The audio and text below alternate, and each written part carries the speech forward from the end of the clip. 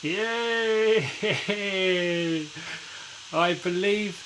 I hope we're live.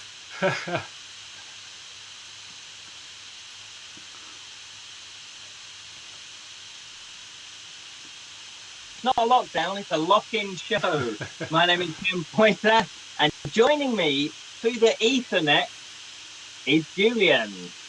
We have already had loads of problems, as everyone's predicted in the comments. Also, hopefully you can hear us. We've had a bit of a nightmare getting this going. I've also realised for some reason that the intro, I think, was completely out of sync with its audio, so that was really weird. We may have... Who knows how that intro started. It seems to be really stultering and stittering, and I think maybe either the internet's gone wrong or who knows. Who knows? So let us know. How you doing anyway, Julian? Me? Well, not as relaxed as I was hoping I'd be at this point after all that testing. Error. YouTube is not receiving enough video to maintain smooth streaming, such as viewers. Okay, so we've got all sorts of problems already, and I think it's the internet. I think we've hit a busy time. The signal strength. Let us know how this is coming. We may have to just reboot and start all over again. But yeah, we do that. I've got a switch on the back of my head actually, so that might help with that. This is it's anyway. Hopefully you can hear us. Let us know. Can hear you okay? Are we sort of sound? Someone's saying sound. Can hear you both boys. Hey, well, let me put some glasses on. You're live. We have sound. Excellent. Well, they seem to be able to hear us. That's the most important thing. Okay. And what about the? Can you see us? Are we awfully out of sync if I clap like that? Yeah. Julian, you have a red square around you. I have a red square. Oh yeah, that's annoying. That's really interesting. You do have a red square. I do have a red square. Hang on. I'm going to try and resolve that, but this could go hideously wrong. I hope you're wearing trousers. I've had problems with my camera. Right, let's see what happens. By the way, this isn't the show. It's not a show about technical problems. Just to let you know. I'm going to have to put up with that red square, I think, because... You're a marked man. There is something really weird going on with all the equipment today. I'm going to have this red square. I'll try and frame myself nicely, so look. Yes, Julian. Is that what it is? I'm possessed to have terrible technical luck. Technical luck. Something's really playing up with the stuff at this end. We had no sound for ages. I couldn't get the sound to work. My sound now isn't the sound I was hoping to use. It's just through the laptop. I don't know. It's all technical stuff. It's all very boring. But I might have to put up with the red square. It's the little gremlins. You know, they get into machines, don't they? And they unscrew things and they mess things up. It was all working fine. We eventually got it working, didn't we? We're not out of sync. Video's okay as well. Sound's okay. A little bit laggy. Lot of what noise? Yeah. Okay. Well, anyway, you can see us and you can hear us. That's the most important thing. Red square or no red square. I think we go for it. Let's just see if this works. Yeah. That's much nicer. That red square like that. Nice full screen red square. Right. Hey. We've got a show for you. Yeah. Let's start. Go for it. Let's not go on about technical stuff. Yeah. What have we got? You can tell, and we did this on purpose actually. It's called the Rough and Ready live show. Yeah. Simply, obviously, because of the lock-in situation with everybody, we are having to do this through the YouTube virtual reality type thing. So we're not obviously in the same place. I'm in Julian Julian, where are you? You seem to be in a fairy kingdom. I'm in a fairy kingdom. Yeah, I didn't. Yeah, it's the best place to hang out. You're living a life for luxury. Doesn't it look nice? I'm glad it looks nice, other than the irritating red square. Yeah. Lovely. Don't know what that is. Anyway, hopefully that's not the volume it would look like. Oh, gosh knows. Gosh knows. Yeah. I don't think it would look like this, would it? I think it looks more dungeony. It is a little bit more dungeony, but yours is more glam dungeon. I'm like the down and dirty. You know, when I go camping, I've basically got a bedroll and a sleeping bag, and you roll up with your big glamorous teepee. That's what you're doing. That is right. Hang on. Yeah, that's nice, isn't it? I like a bit of colour here. It's lovely. So, what have we got on the show, though, Julian? That's more important. I'd love to tell you, but I can't, so you better. I better tell you then. Well, we do have a few call-out questions. We thought, just in case you get bored of us, you can actually think about some questions. I've got a few here. Think about what's your favourite tabletop game. Now, I played Talisman relatively recently, obviously before this. Talisman is obviously one of my favourite ones. So what's your favourite tabletop game? What's your favourite fantasy video game? Mine's Skyrim. Absolutely adore it. What's your favourite fantasy novel or books, a series of books? Yeah, we'll get it later on. Who's your favourite fantasy author? What's your favourite fantasy film? Your favourite fantasy artist, if you have one? What's your favourite mythical beast? Yeah, a lot of questions here. I appreciate that. Who's your favourite fantasy character? And we've got here, what's your favourite ghost story? Either a novel, so it could be a fictional one that, well, are they all fictional? But what's your favourite ghost story? Either a novel or one that actually happened to you. So let us know your ghost stories. I'm very interested about that. And I've got here, what's your favourite savoury snack? Mine's probably cheese. What? What's your favourite? What's your favourite lockdown food? Yeah, there you go. What's your favourite lockdown I meant to do this food? every time we say lockdown. Lockdown. You can't see that, Ken. But anyway, you can't see that. You can't see what's coming up on the screen. I could do anything. I know nothing. And the last one I have, what's your favourite chocolate? I think I'm erring towards Toblerone at the moment. Controversial. Well, I know, but I do eat a lot of Toblerone recently. I don't know why. So there we go. So those are the call-out questions. Other things we have is we have fantastical fantasy facts. We have little mini reviews. Julian and I, we had obviously planned to come back doing the Fantasy Friday show, and part of that is doing reviews. I'd already got a few reviews lined up, but then unfortunately we kind of, because of our time and all of that, we haven't come back in full glory, so to speak. Hence why we want to do it as something. So this is why we're doing this. I'll do it in the studio. So I'm going to be sprinkling a few mini reviews throughout the show. Also, everyone's favourite, Bluff My Fantasy. Fluff or Bluff? Ah, Bluff. Right, okay. I think that's something else, Julian. Bluff My Fantasy. No, Bluff My Fantasy is where I will read out a word, and it's a fancy word. It could be an item, it could be a person, it could be whatever, but it's fancy related. Julian clearly will have no idea what it's about, and I will read out 3 descriptions of what that word could possibly be, and Julian's going to guess which one is true, and then we will find out. So we've got a few of those. We've also got consider the fantasy facts. No, not the facts. Consider the fantasy consequences. Oh, yes.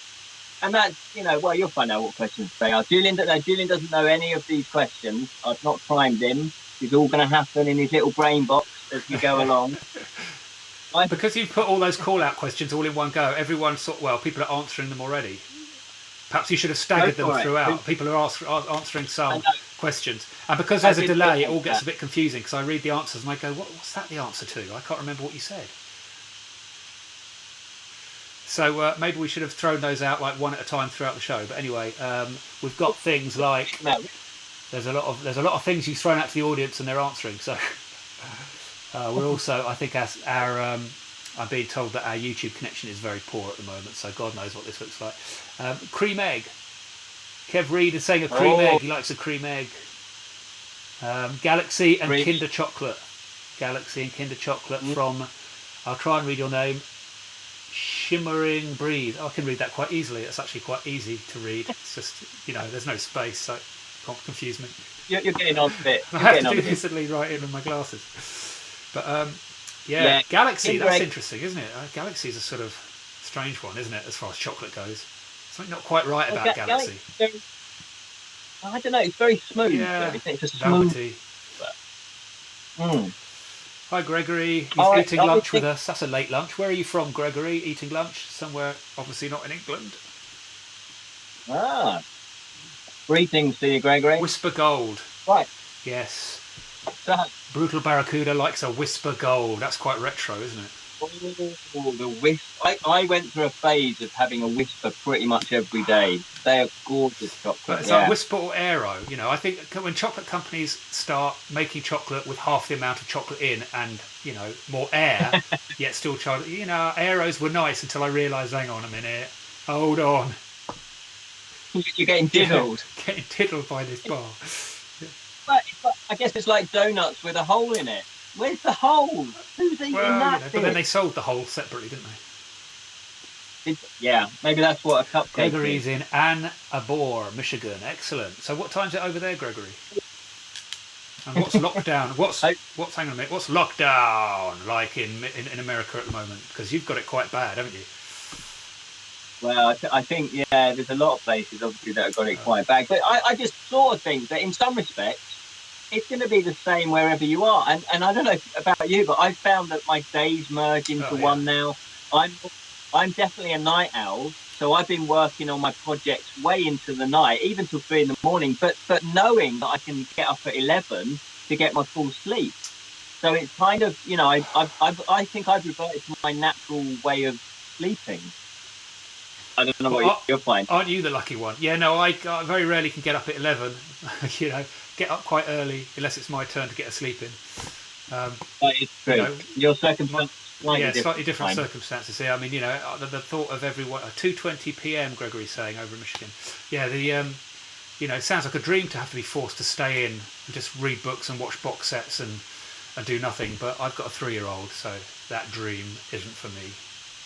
It's not there. But you know what? I guess in some respects you are spending more time, and that's lovely though. Yes, we've had some great family time because normally I'm working or Zara's working, so one of us is looking after the little one, or now we're all here all together. It's been really nice actually for the past couple of weeks. So that is a looking on the bright side of it. But, well, I was going to say I always try to look on the bright side, and it's still good that we can go out for exercise. As you probably know, I went out for a big long walk, and I'm very lucky. I've got fields and woods next to me. So I don't take advantage of that normally. And that's what I want to do now. When this madness, stops and we go back to hopefully normal, I'm going to try routine a nice long walk just to get into nature again. Absolutely. Just looking at some comments. Let's got some more comments. Let's have a look. Chat amongst yourselves, lovely. Chat amongst yourselves, guys, and get this community spread with us. Skyrim, single track 66 says Skyrim and Elric of Melnibone. I'm clearly pronouncing that wrong. you I've think? got my glasses on, but they're a weird focal length. My glasses. They're kind of for looking at my phone here, so I need another pair for looking like over here. You need a spy glass. It's that red box is going to really annoy me. But I never did that before. So annoying. Anyway. Well, the other show I'm going to be reading a little bit, not all of it, a little bit of a short story. I don't know if that's like a thing for you. I've got a Patreon page called, I've changed it now, Mythical Tales from Edra, and I've been writing a short story, a fantasy story, 3 months for the past 6 months. This is one of them. I'm going to give you a little sample of it, just a little taster, and I'll also be going through top 5 fantasy films, because when we did the Bottled Imp in the studio, we never did really a top 5 stuff or top 10 stuff.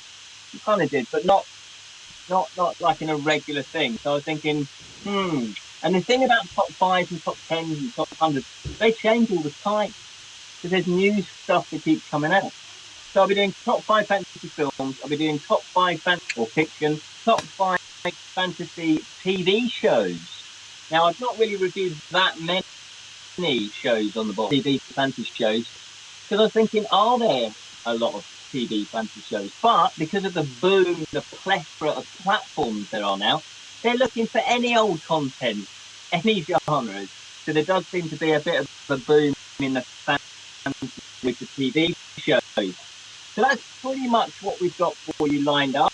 I'm going to have a little sip of my tea. That's an awful lot of stuff to cram in. I know. Let's see how we get on. Yeah, subject to cancelling and some of those things. So, hey guys, let's have a look. Gemma, 23? Dear idea. Sorry, it's just, Ken and I are both terrible at the pronunciation. Greetings from New York. Hey, it's 2:20 right now, and yes, I'm definitely on lockdown and afraid to leave my home. Well, we're supposed to not leave the home, aren't we? So it is all worrying times, isn't it? But yeah. Staying in is the advice, isn't it? Staying in, not going out unless you really, really have to. So stay in. But my advice, I found that I've tried to keep things normal as much as I can. I don't want to let fear into my body and into my psyche. And I know that's difficult, serious what's happening. But I'm trying to keep sane, basically. Look after your mental health as well as your physical health, which is why going for walks, if you can get into nature, that's good for your mental health as well. But also keep yourself busy. Keep yourself busy. If you can create things, if you paint, if you draw, do that. Do crafts. Do DIY. Do things that you always were going to put off, because it's the more you can get into a routine, the more you can get out of bed, get up, still wash, still do all those routines. I find that's better. Is that would you agree with that, Julian? Definitely keep washing. Don't stop washing. Yeah. You know what though? I was ill for about, I don't know, maybe about 2 weeks. I don't think I had it, but I had similar things too. I didn't have all the symptoms, but I was just generally ill. And I don't normally get ill, and for some reason, I just thought I don't know. And after about 4 or 5 days, I went, actually, I forgot to get up and have a bath. I just forgot about it because I think when you're ill, your main focus is just getting better, isn't it? Yeah, I guess so. Yeah, and if you're not going out and doing anything or getting sweaty, then I have to have a shower or bath every day. I feel I got it. I just feel better. Yeah. Hey, look, Ken's eating again. They're saying Ken's eating again. What you eating, Ken? Ken's allowed to eat. He's in his own house. He's not in the studio where we have strict rules that he just flouts. I can eat to my heart's content. I'm eating a hot cross bun or 2 hot cross buns because obviously we're coming up to Easter. So I thought I'd get in there early. Easter's cancelled, isn't it? Yeah, Jesus, he's not coming back. He's not resurrected. Easter's cancelled. Jesus is in lockdown. He's in what? He's in lockdown. Yeah, well. Exactly. He's going to stay behind the big rock, surely. Hey, we should. What are we doing? Let's crack on with some kind of crazy content that you've planned. Spent all your last 2 weeks planning, shall we? I know. Do you want to do the first fancy fact, Julian? Well, I can't do it because I haven't got it written down. But do I have to pull up a title card for this? Oh, yeah. Hang on a second. You do. Fantastical fantasy fact. We're going to go for a fantasy fact. Okay, look. Let's do this. Ooh, isn't that good? How do I get out of that? There we go. Go for it. You go for it, because I haven't got them. I don't think I've got. I know I've got them on my script on this computer. I could have a look at. You go. You have. You go for it. There. But I think you've got enough to go with, maybe. It's up to you. Well, as I say, I have been writing my little sock. If you are creative, Julian knows this as well. All evil. It's so you go, I must do this, and then you go, oh look, the dishes seem really appealing now. Storytelling, I've been cracking out writing these short stories, and obviously, and I just want to say, what is the difference between fairy tales, folk tales, mythology, legends, and fables? Because my naivety, years ago was like, well, they're all just, there is a distinct difference of what they are. So, number one is a fairy tale. It's an instance of a folklore genre that takes the form of a short story. Yeah? Such stories typically feature entities such as dwarfs, fairies, giants, gnomes, goblins, griffins, mermaids, talking animals, trolls, unicorns, or witches, and usually magic or enchantment. So if it's not really got any of those elements in it, it ain't a fairy tale. Colloquially, I was expecting to stumble on that. The term fairy tale or fairy story can also mean any far-fetched story or tall tale. It is used especially of any story that is not only not true, but could possibly not be true. So it's sort of like, well, yeah, it could be true, but it's not true. It's possible, So that is what a fairy tale is.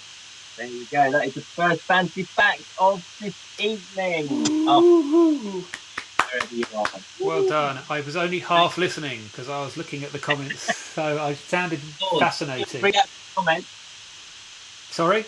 Okay. You want to read out? I can read out this comment because this looks like a very good idea. Mary Webb says, a drinking game. A shot for each time Ken eats something, and another shot each time Julian gets annoyed with technology. That could get messy very quickly. Yeah, if you want to get drunk. Talking of getting drunk. Hello, cheeky. Have you got a cheek? I was going to ask if you was going to get. See, now I'm going to have to cut to you full screen and go to my little mini bar over in the kitchen. Yeah, go get yourself a drink. Yeah, I don't know. I just was going to stay off the booze tonight. I remember our first live show. I think I got through a bottle of wine. I know. That was fun. We did get a bit drunk. I'm going to crack open this one. This is Old Peculiar. Okay, go on then. Let's go. And it's, the legendary ale. So it's obviously got a little bit of a fantasy twist there. The legendary alcohol is 5.6%. Oh. Yeah. And it is the official, the official of the, no, hang on, seal. Sorry, that's the image there. I don't know how well you can see that.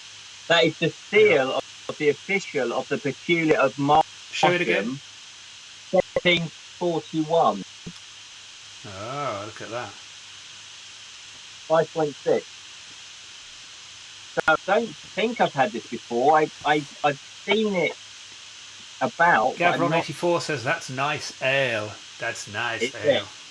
Yeah, well, look at that. I'm not really an ale drinker. I don't know. Zora said she was watching. I don't know whether they still are. That was at the beginning. If she is, and she's free of child, she can come down and make me a drink. How do you use please? Please. It's like, it's got a nice foamy head. There we go. Nice foamy head. Splendid. There we go. Is it good? Does that taste all right? That's just a lot of head at the moment. Say no more. Keep it clean. Hang on, I'm still getting head. Hang on. I mean, no, hang on, I didn't mean that at all. Can we cut that bit out? No. Midweek drinking is always good on lockdown. I must say, it does, more. That is very nice. That is very smooth. It's very light. It's got a slight bitter taste to it, but it is. That's not going to last long. Jim Wright is saying you're not rationing the ale then on lockdown. No. That was when everybody was stockpiling toilet roll. I stockpiled the ale, the booze. Gin and elderflower. Who's drinking gin and elderflower? Shimmering breeze. Oh, we've got a drinking bunch here then. Well, I'm feeling left out. I had a little drink last night, so a really spontaneous Monday night drink because we're on lockdown. Tell me when that gets boring. So I thought I wouldn't tonight, but So, guys, did you enjoy that fantasy fact? Keep swinging it back onto theme. Yep. Would you like to do the first? Oh, hang on. Only if I can pull this exciting card up, this title card that says, what are these called? Mini reviews. Bluff. Da, da, da. Bluff my fantasy. You like those pre-recorded booming sound bites? Yeah, exactly. Bluff my fantasy. Yeah, I should have recorded that. Turn that off. Turn that off. Okay. So distracted. Okay, go for it. So, I've put the title card up now. So yes, let's Bluff. I have to listen to this, don't I? You do have to concentrate and actually pay attention and pretend that you're interested. Okay. So, the first one is, I printed it out for you because obviously what I didn't want Julian to know what they were because you could look them up. No. So I've not heard of these before. I've not seen them. Ken has printed them out. So if he didn't give me, otherwise we would have had fancy graphics coming over, like our wonderful lockdown graphic. Yeah. But no, that would have meant I could have cheated. Okay. This is I'll try and do a bit of a special effect then. Okay, I'm looking over at you. Oh, that's lovely. That's good CGI. So hang on, I might put you full screen so I can see that properly. Okay.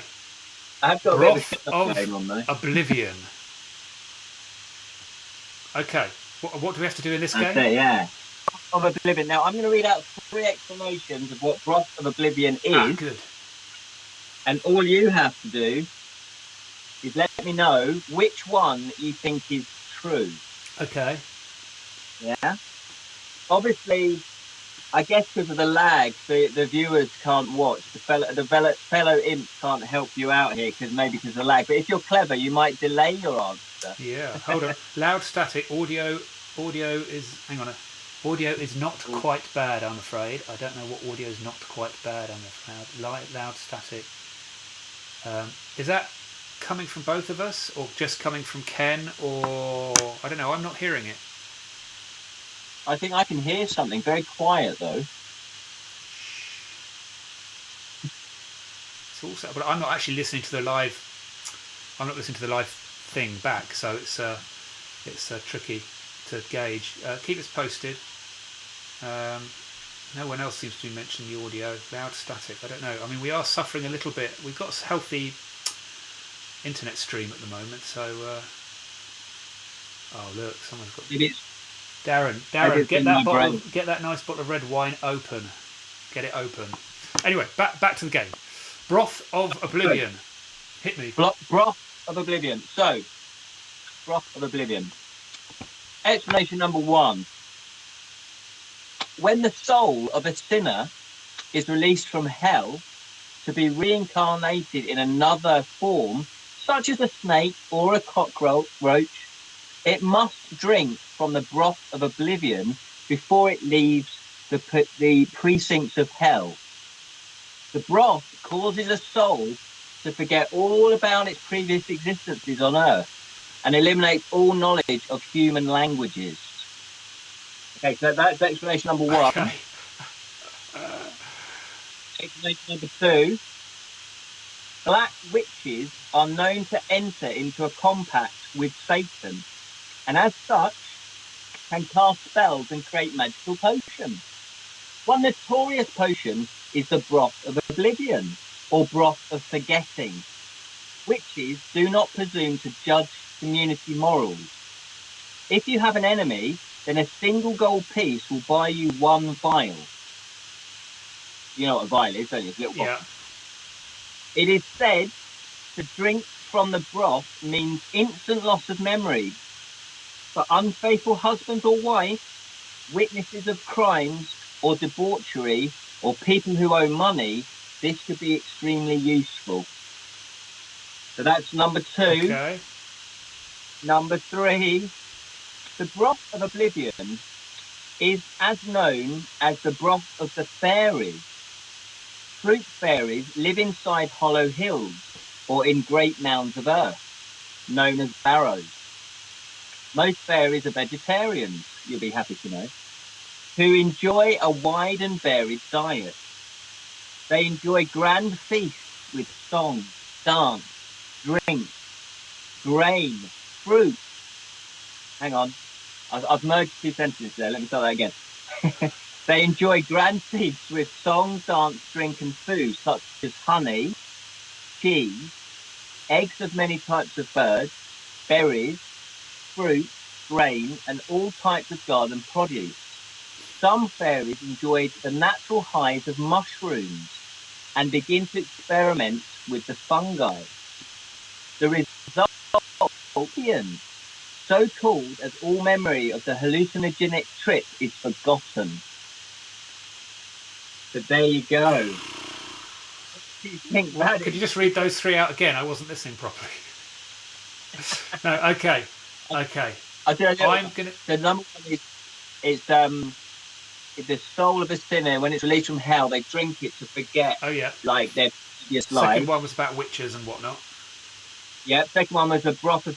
So you buy a potion, and obviously, if you've got an enemy and you want to get them to forget something that you might have done harm to them or whatever, then you can slip that into their drink. They forget. Third one is the broth is the fairy one. They're basically drinking soup, basically a broth to make them high. I think, obviously, this is based on huge amount of experience in the fantasy genre, and so using that experience, I'm going to go for B, number 2, and that's me and Shimmering Breeze are going to go for number 2, the witchy one, because I've got a good feeling about that.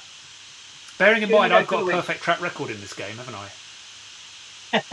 You've actually done pretty well. I think I got them all right, haven't I? The last time we did this, I got them all right. I think you did. Should we wait a little bit to see if anyone else is guessing? Okay, let me have a look at some of these then. Marie is being honest with us and saying she's not sure what the answer is. Between you and me, Marie, neither do I. I'm just guessing. I'm really, I don't want to drop that bombshell on you. But number 2 also, Darren. Yeah, number 2. I like number 3. Gregory's saying with the veggie fairies. I like the veggie fairies as well, but I just don't think that's the broth of oblivion. I think number 2. Hey. I reckon it's number 1. It says the casual gamer. And Jamera. Tell me how you pronounce this, because you could just type it out. Gamera 23. I want to call her Gemma. Jamera. Or him. Jamera. Or him. I don't know. I don't think souls are ever released from hell. I'm going for 2. There's a lot of consensus for 2, which I'm going for as well. Okay, so the answer is going for 2. Is it true or is it false? Number 2. No way! Oh no, that's not good. It's false. What? Say that again. Unfortunately, it is false. It isn't number 2. The actual explanation is number 1. It is the soul. Well, I think we deserve one of these.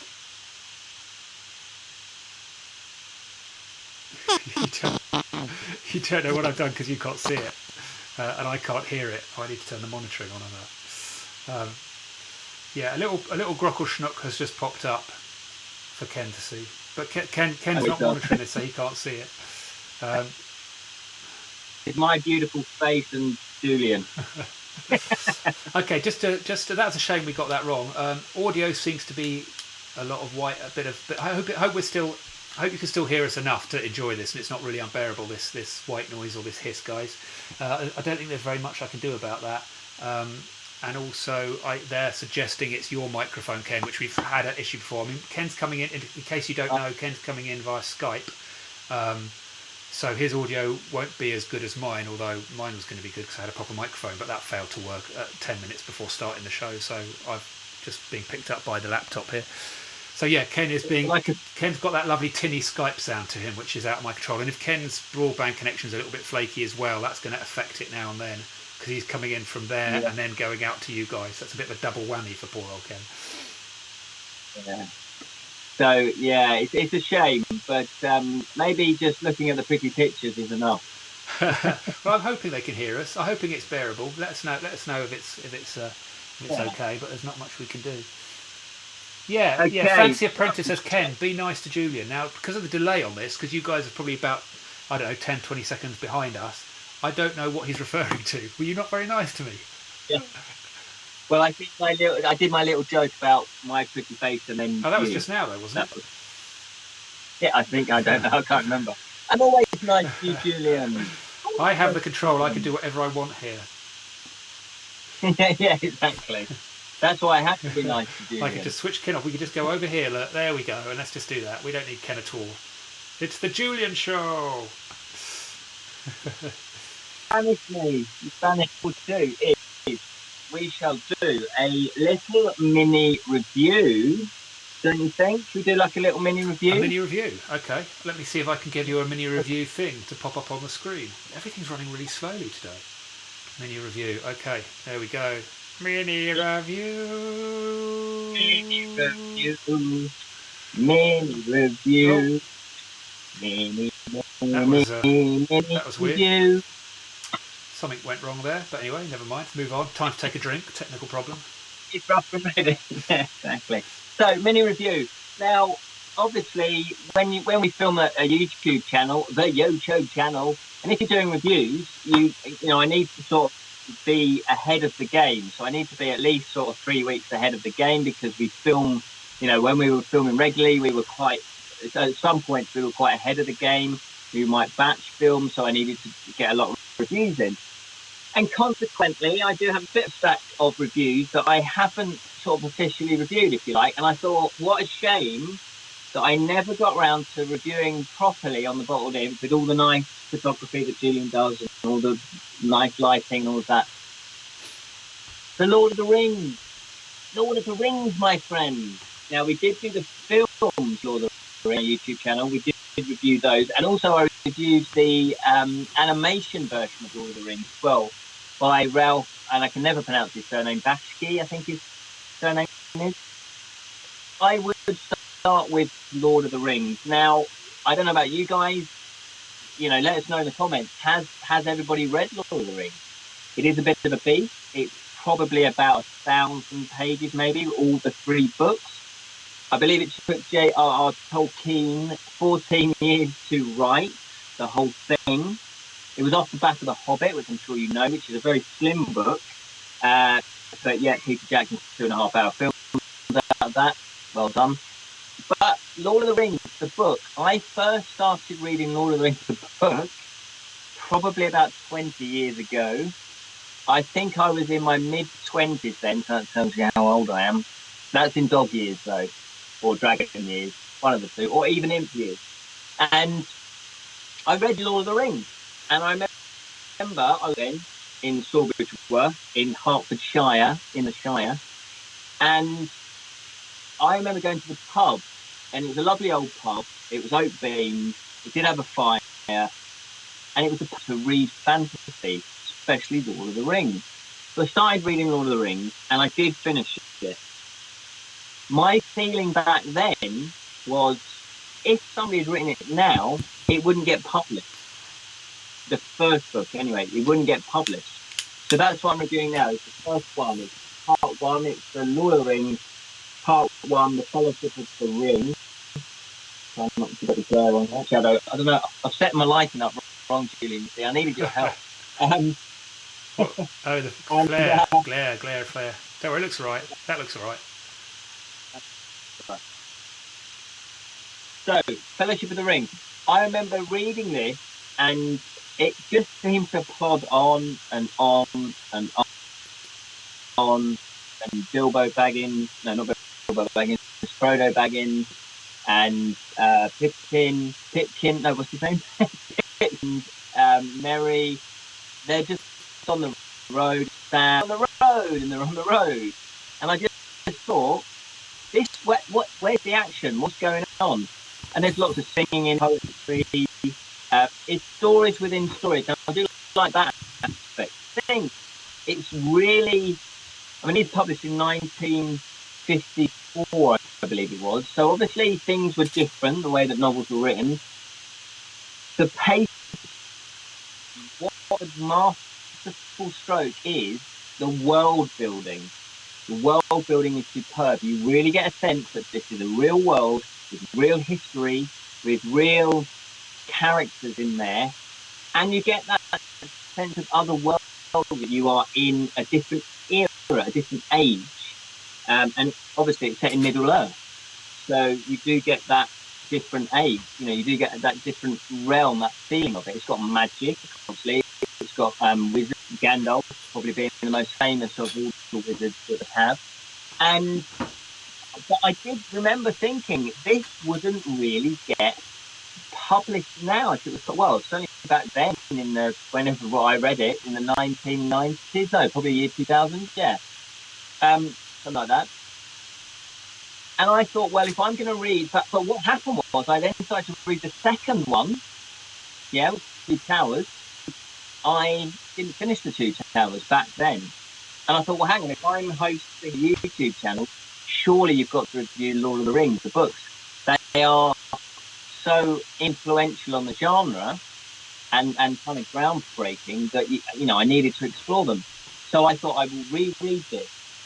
And interestingly enough, I did enjoy it a lot more now than I did 20 years ago. I've got a more appreciation because I've been doing a lot of writing and I know about world building, how you really have to think things through when you world onto the other.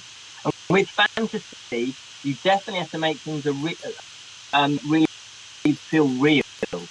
When magic happens, the audience, the reader, they're going to believe that the magic happened. If you think that the world isn't real, then Game of Thrones is a very good example of that. Game of Thrones, you really believe that you are watching an actual world, an actual history, a moment in history maybe of Earth. I mean, it is loosely based on War of the Roses, Game of Thrones. They have spoilers, I don't know too many spoilers, but in Game of Thrones, there's a few bit of dragons and stuff like that. You believe it because George R. R. Martin, like J.R. Tolkien, too many initials, I think, they've really made a real world. And I love his descriptions of nature. J.R. Tolkien, he loved the woods, he was very much at his time in the 1950s where woods were being ripped down, industrialization was continuing, and he just felt that things were changing in his world. And obviously the World War II had just pretty much finished. So there's lots of influences from the surrounding and the time goes into their writing. And I can bet you there's going to be a spate of coronavirus type stories that come out after the lockdown. They want to include what's happening in their lives now. I'm going to be writing a kind of virus type. I've been accepted to write a short story for a complex story. But I'm going to try and do a twist on the virus because I want to bring it into fantasy and I want to do a twist on the virus. So, J.R. Tolkien, there's a lot of influence about this, you know, for me anyway, the Second World War. I still think that it would take a lot of editing. I'm not sure that a publisher would just publish it as it is. But it is a classic for a reason. There's lots of brilliant world building aspects to it. And the characters, you do fall in love with the characters. And for me, good fantasy is about the storyline. The good thing about this as well is that you do get a sense of but you care about it because you are invested in the characters, and the characters, i.e. Frodo, Sam, Gandalf, from multiple points of view, but you care what happens to them. You want them to win. There's a lot to take from all of them. If you haven't read it, definitely, I would recommend it. But you're in the long haul. This isn't like going to be. There's lots of world building. There's stories. There's characters that don't really, if you edit them out, story, and if you compare it to the film, that's kind of what Peter Jackson did. There's a lot to film. You've only got so much time. You have to make decisions. And from a film, they had to cut out things that just didn't move the story along, like the farmer. There's the farmer in this one as well, which is a beautiful character. I want to spend time with the farmer. I don't want to give any spoilers away, but it's not necessarily So, Fellowship of the Ring, I enjoyed it a lot more now. There you go. That is my mini. That probably was. I'd go not mini enough, but that's just me, isn't it? I know. I really need to sort of work out a format. But maybe I just need to read. It's all right. We only lost about 6 viewers during that, so hopefully we'll get them back. We'll get them back. Get them back. That's because you weren't well, talking, Julian. That's what it was. Of course, that's what I'd say. I don't know. Maybe, I don't know. Who knows what people want from this show? Maybe they had to go to the loo or something, and that was a good opportunity. I mean, to be honest, I switched my camera off and back on again to try and get rid of the red square and failed dismally. So I thought I noticed that it said no speaker on. I thought, do I keep going? Oh yeah, sorry, because you could see, that would have killed your Skype as well. I thought I'd risk it. Well, let's check out some comments. Anyway, well done for that mini review. I was half listening. Thanks very much. Did you get a drink? No, I didn't yet. No, I haven't got a drink. I haven't got a drink yet. I might have to. Yeah, they're just chatting about the book. So yeah, they're engaging with you. They're lovely people and chatting. Yeah, for the second book. Yeah, Gregory's saying, yeah, for me, it's a set of books that you get enveloped in as much as you read. Oh, I talking of books, this can segue into something that I wanted to talk about very briefly that Ken doesn't know about, the soft script.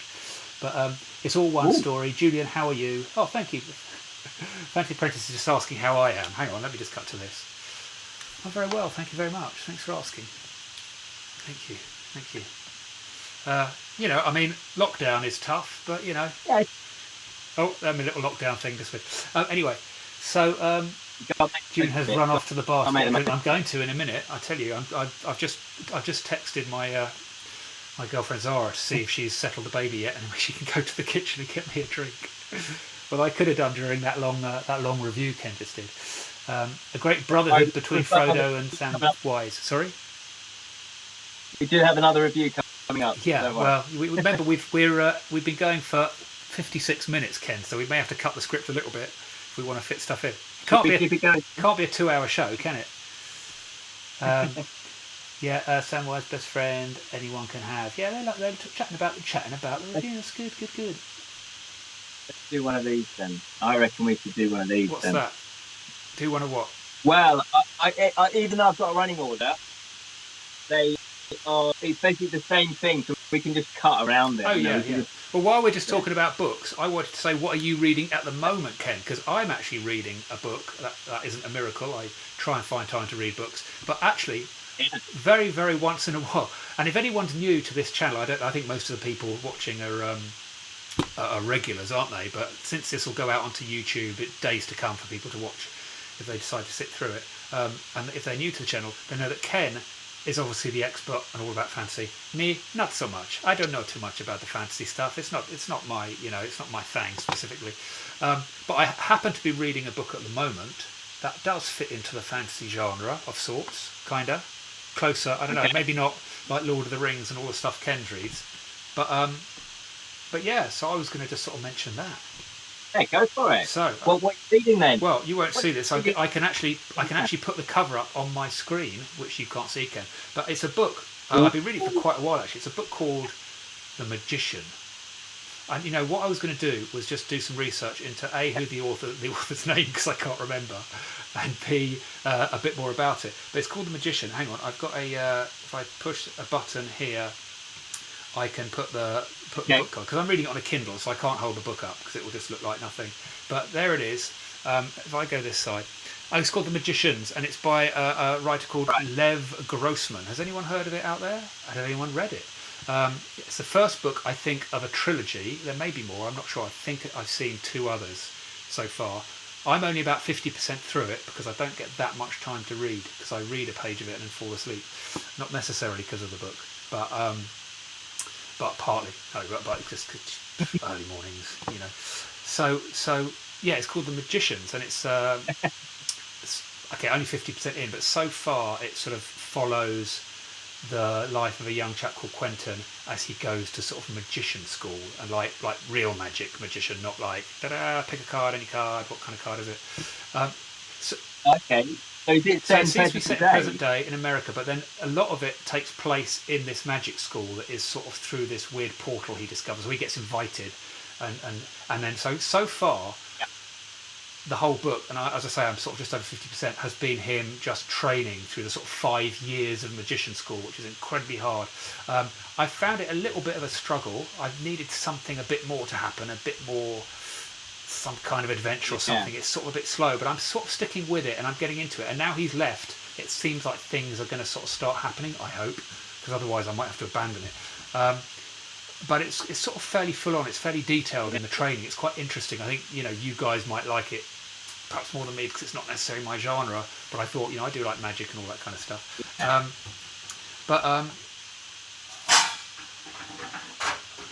Well, it sounds Lev. it sounds like he's setting up. Okay. It sounds like the author is. If it's a trilogy, you do, like Lord of the Rings, you do have to look at the story as a whole. So the first book, it does sound like he or she is world building, and if you really get to know the magical system, that should pay off obviously when it comes into play. I'm hoping so, and that's why I'm bearing with it. This is a lot of like setting the ground, rules and figuring it out, and then it'll probably hopefully some things will start happening. There were some hints at something happening and it kind of didn't come to anything, so I was sort of going come on.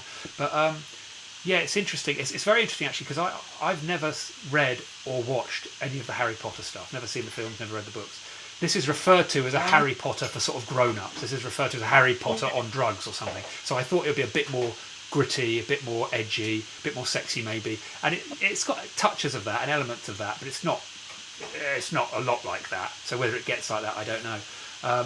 And it's obviously sort of from what I do know of Harry Potter, it is a bit of inspired by or I mean, there's even when they're in magic school, there's this sort of game they talk about and go into great detail about playing this game they have to play, an outside game. And is there a thing in Harry Potter called Quidditch or something? So I'm thinking, well, this is he's just ripping all this off, but maybe he's nodding to it. I don't know. That's a good point, because is it a case of this author might have written this years ago and got rejected and got rejected and got rejected? Then Harry Potter comes out and then publishers want this sort of stuff because it's popular. Yeah, maybe. And then it gets published. We'll have to look at the date of the book.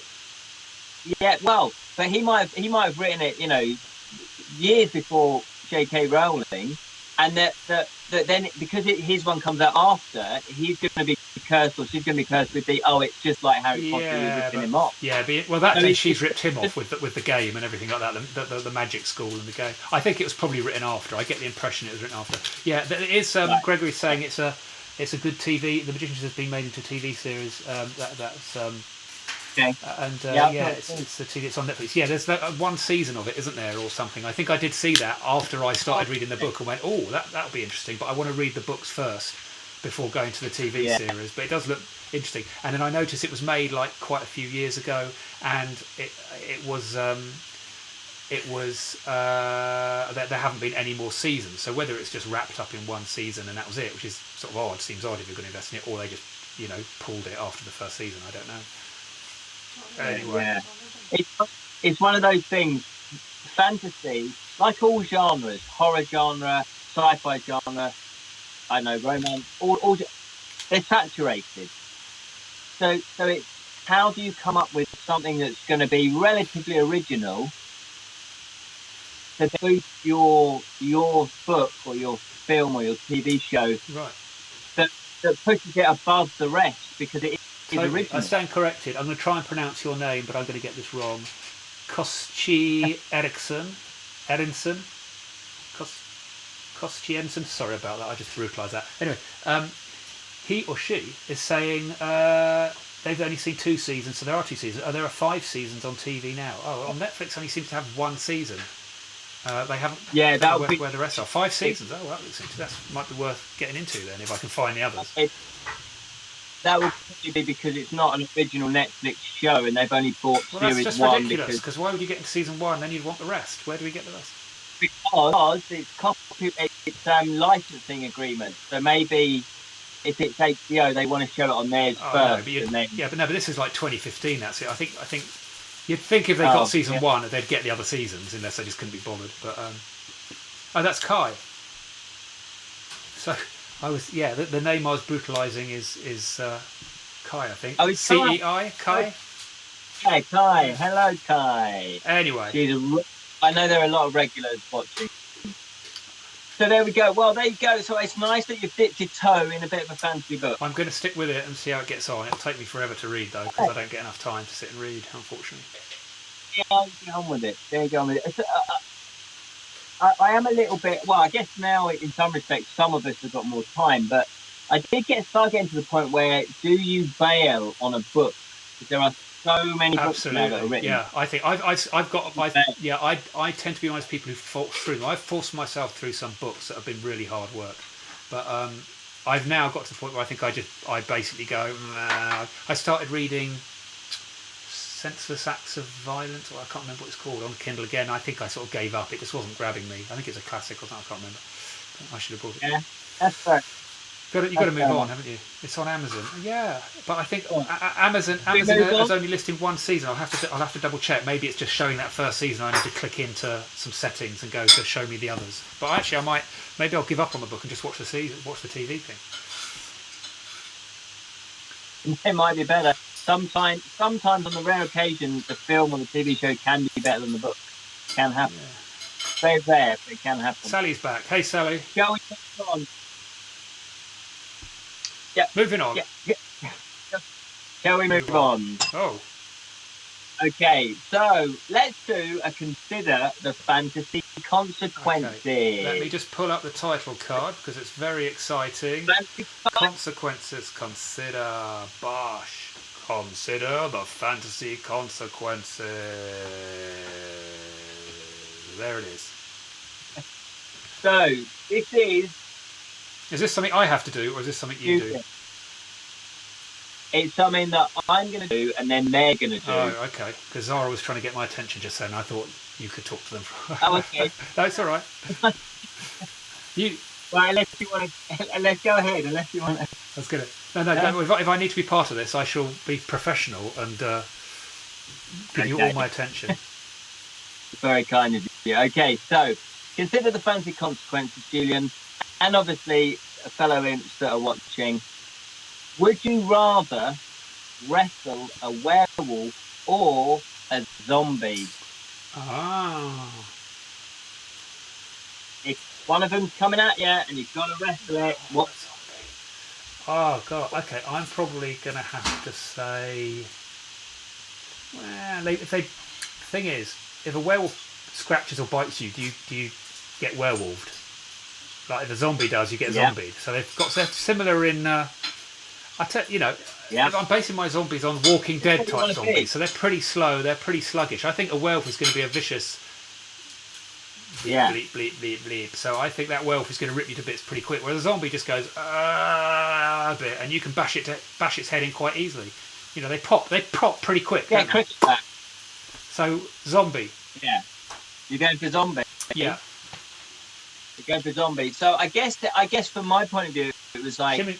Do I want to be a zombie? People are saying werewolves.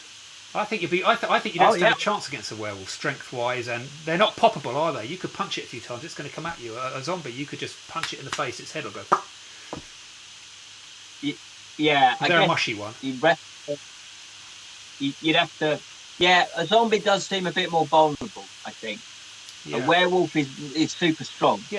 Yeah, Marie Webb. Zombies don't have the strength like a werewolf, absolutely. So, you'd be a better fight. Werewolf, because it's more cuddly. Werewolf, because it's a good point, as a werewolf is more cuddly, so you get a bit of a cuddle in there.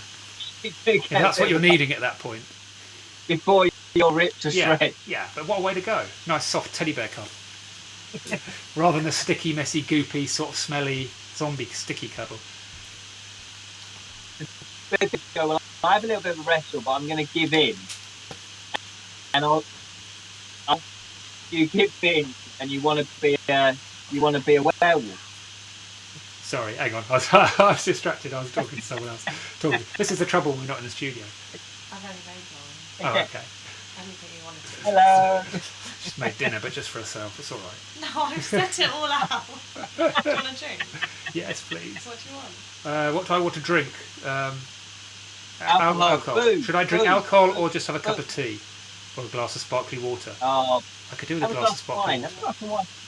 I'll have a This is proper behind the scenes stuff. This is the rough and ready element of this, isn't it? I can't get up because I'm tied in by cable to the thing. And I can't get up because I'm not wearing any trousers. Well, actually, I've only got a smart shirt on. I've still got lounge pants on here. I'm not joking. Yeah, I've not changed out my lounge pants for about 2 weeks. Yeah.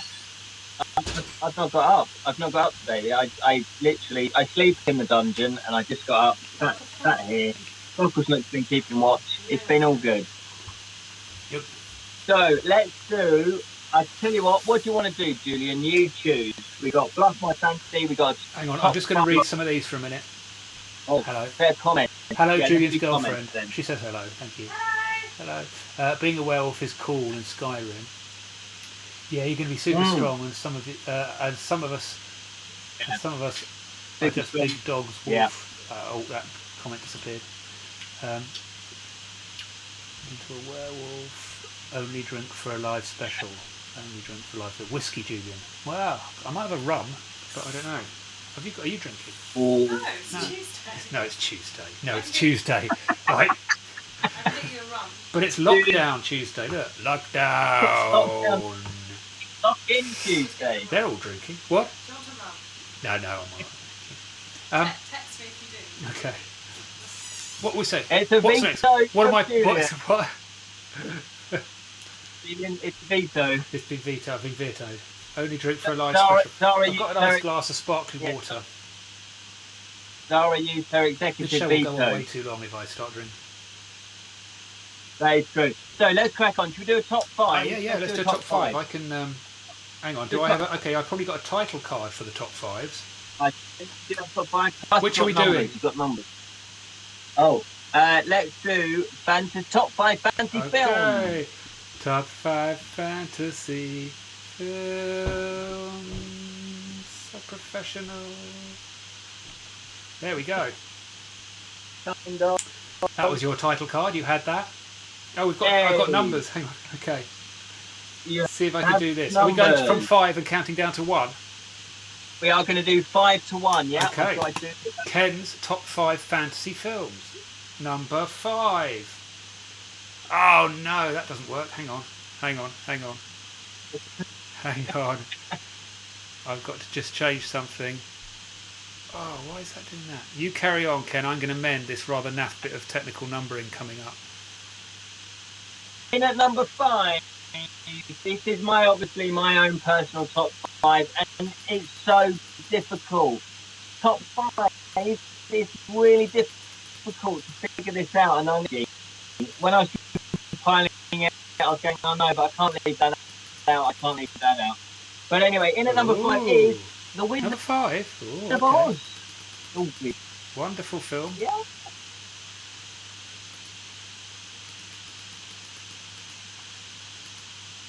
The Wizard of Oz. What a masterpiece of the filmmaking. Absolutely beautiful. I don't think, it's just got everything. It's got fun. It's got seriousness.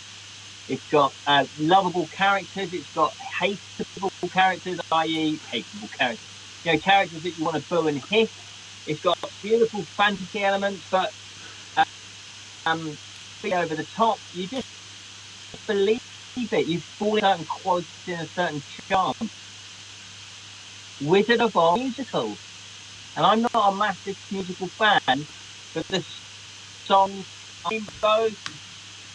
that wasn't originally going to be in it. They were going to edit it out. Glad they did. And it was played. It had about him. So, in at number... Hold on. Hang on, you can't jump that at me that quickly. Okay. You need to sort of, hang on, number 4, number 3. Oh dear, that's number 5. Okay, in at 4. In at 4. Yeah, go for it. Go for it. See if I can get rid of the glare. A Monster Call. Oh, that was on telly the other day. Ah, was there? Now, did you and I go to see that together? We did. Remember. Yeah, we went to see it at the cinema. Yeah, I thought we did. Yeah, and we did a little live. Well, not live. Was it live? I think we did a little record thing or live thing from the telephone outside the cinema, maybe. Yeah. Yeah, we did a little fancy chat about it. Honestly, it's such a beautiful film. It deals with a very, very serious, real issue. So it's not, it deals with proper contemporary issues. It's about a boy and how he struggles with his world. And what I loved about it is it brings a fantasy element. Now, if you're, if you're struggling to cope with real gritty, horrible issues, or is that fantasy world real? I mean, real, but is it real? But it's real to the boy. It's real to him. It helps him cope with his world. Beautiful stories within stories. I love alarming. It's beautiful. It's growing is brilliant. The story is brilliant. It's well acted. Again, really, really wonderful film. You love. Yeah, it was You good. liked Yeah, it as well, it was didn't good. you? I had terrible memory for films, but yeah, it was a moving story, wasn't it? Well done. Absolutely brilliant. Honestly, it's one of those films that you think, oh, good. They are still making good fantasy films because sometimes, especially if you look back at the 80s and 90s, fantasy was a little bit wobbly back then with films. So that is number 4. What's up next, Julian? Number 3. Who saw that coming? Hey, number 3 is a bit of a Oh, classic. what? Number 3? Oh, okay. That's a tough one to beat. You got 2 above that. Okay. Well, I think you'll agree with at least one of them. So, Time Bandits. Time Bandits. Oh my god. For me, Time Bandits hit. I saw Time Bandits right at the right age. I was probably about 13, I think, 13, 14. And it had everything that I guess a 13 or 14 boy wanted. It had a pacey story, it had action, it had loads of exotic locations, it had characters you cared for, it had fantasy elements, but not just kind of one type of fantasy. It talks about time bandits. It's got bandits in it. It's got dwarfs in it. It's brilliant. They're so beautifully portrayed. The acting is brilliant. It's about these time bandits. They're little dwarfs. They go around. They work for gods. They steal gods' maps where there's holes. There's like portals where they can jump through time. And rather than doing good, they go and rob people, which is a genius idea. You kind of think, yeah, that appeals to that. Would you go and do good if you had this time map, or would you just go, do you know what? Let's go and nick Napoleon's, you know, gold hand. Let's go and nick stuff. And I just think, yeah, that I love that aspect of it. It's an unexpected twist. It's and obviously this was what 1981, I think. So this wasn't loads of CGI. The special effects, a lot of them were done, in camera.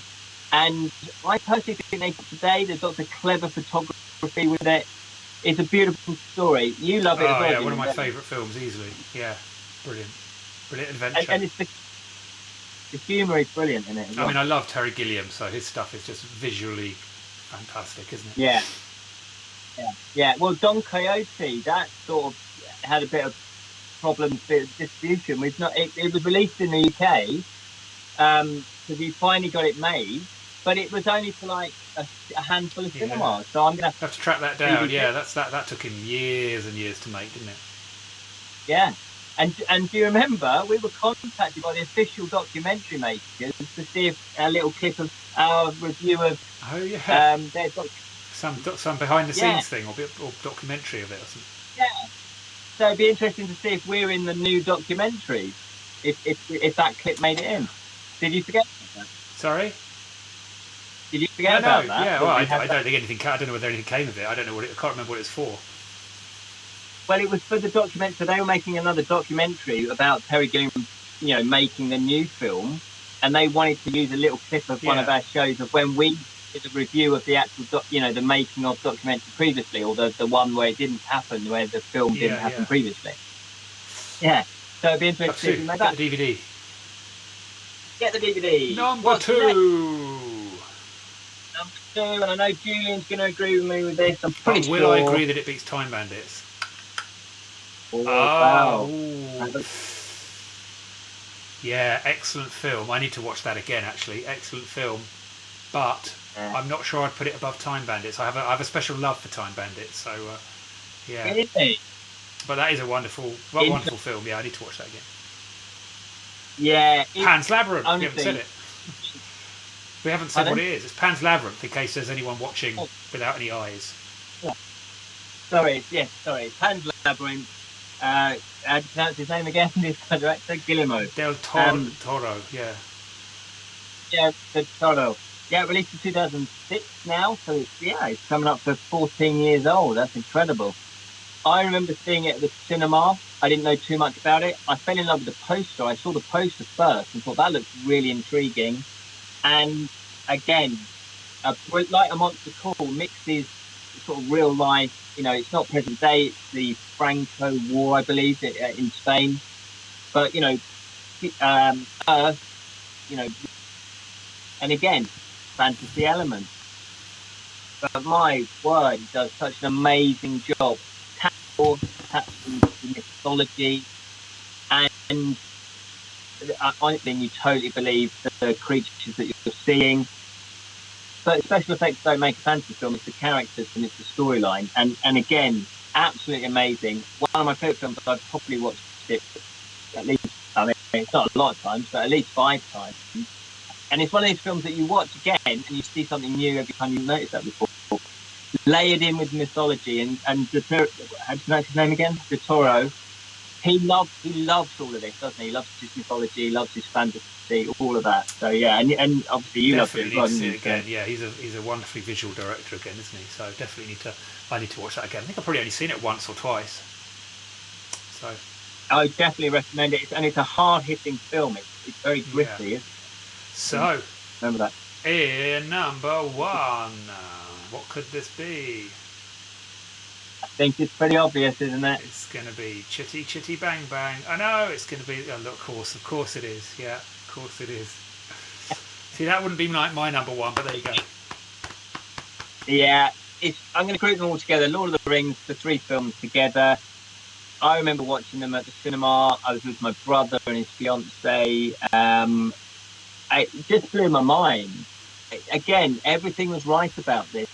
And I do remember watching, I remember I'd read the first book, The Fellowship, and thinking, hang on, they've kind of made it pacey. They've made it for a modern audience.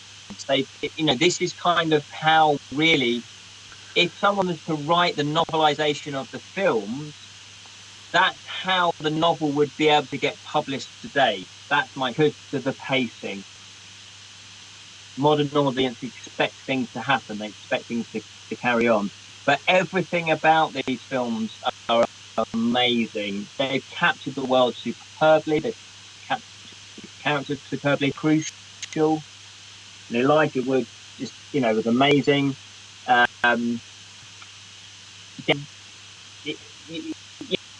He's the pinnacle of being a wizard, isn't he? I mean, he's just when you think wizard, Dumbledore in that respect, Dumbledore, it's the classic wizard archetype.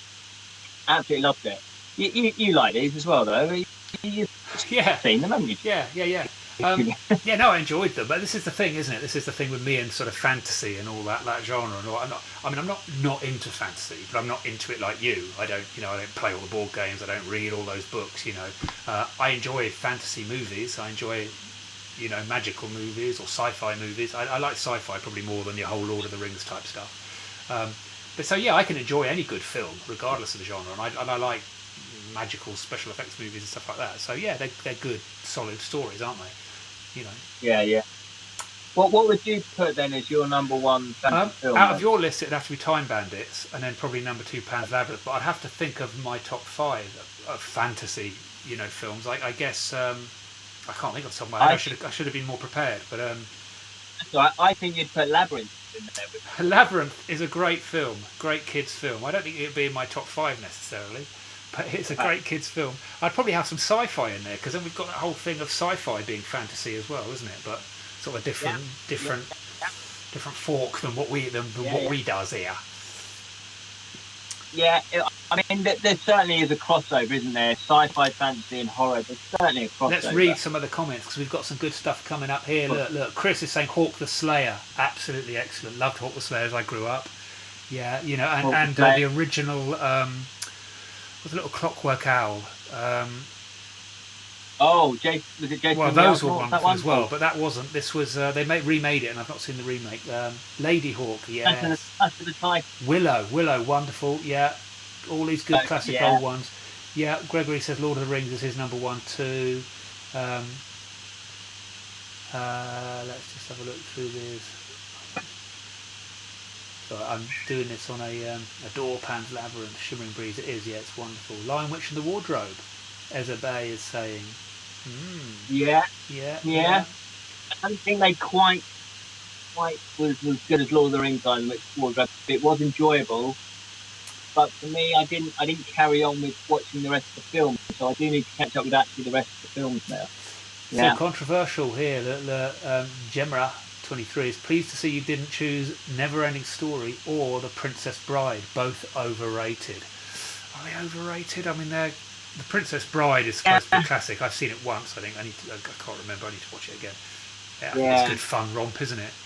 Never-Ending Story. I really can't remember much of it. It's just a classic, isn't it? You know, I can remember the big fluffy white thing, flying thing, big dog. Yeah.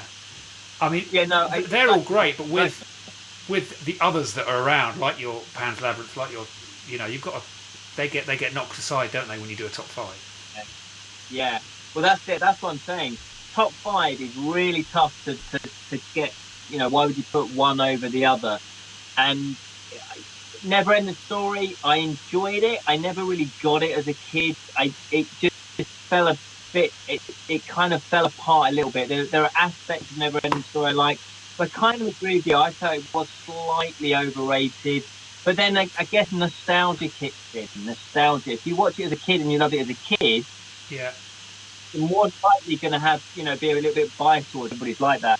And The Princess Bride, again, I think I did watch it once when I was younger, and it didn't really grab me as such. And then I watched it again, and we did review it for this show, and I did enjoy it, but I wouldn't. I don't know if it would even make my top 10. I think it's a nice film, isn't it? But then, Yeah. Clash of the Titans. Thank you, Gemma 23. I really hope. I'm pretty sure I'm not pronouncing that correctly, but. Number 23. No, that's her name. Clash of the Titans. She was just saying we couldn't think of the title of Clash of the Titans. I love Clash of the Titans. I grew up watching that several times and really enjoyed that. And I really enjoyed the Ray Harryhausen films, the Jason the Argonauts ones and all those. But then again, would it make my top 5? It might do, yeah. As fantasy films, maybe. I don't know.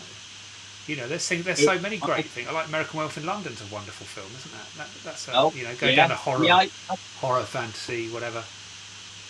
Yeah, but I thought of American Werewolf in London, and I thought I've seen it recently enough to kind of make a proper judgment on that, so I thought I'd kind of leave it out. Yeah. But it was groundbreaking for its time, wasn't it? I mean, my number one would be a film that.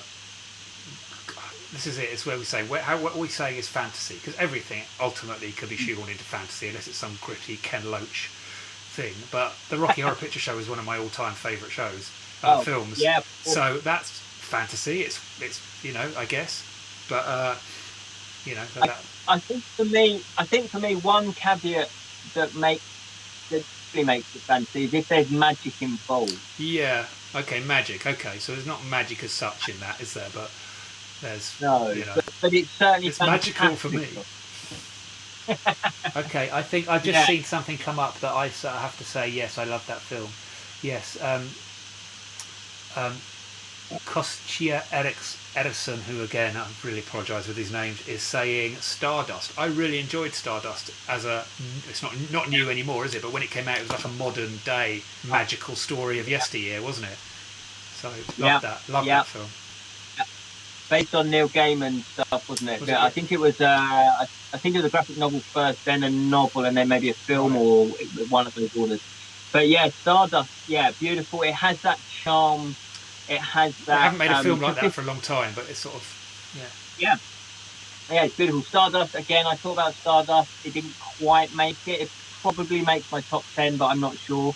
But yeah. Hey, just a time check. We've been going, in the interest of moving things forward, we've been going for an hour and a half, which is what we said this would be. That bell sounds hideous. I don't think you should ever do that, especially not in the lockdown show, because we've got the lockdown thing. Well, it just sounds really like you've got it. I don't know. You've got a wet cloth over it. It doesn't sound like it's ringing. Like use this then. Yeah, that's better. Or shall I? I've moved everything. I'm sure I could pull something bizarre from down on the floor. Ken and his kalimba. Shall I? Okay. Shall I turn this on? If we're starting to bring things. Give it a buzz. Go on. Give it.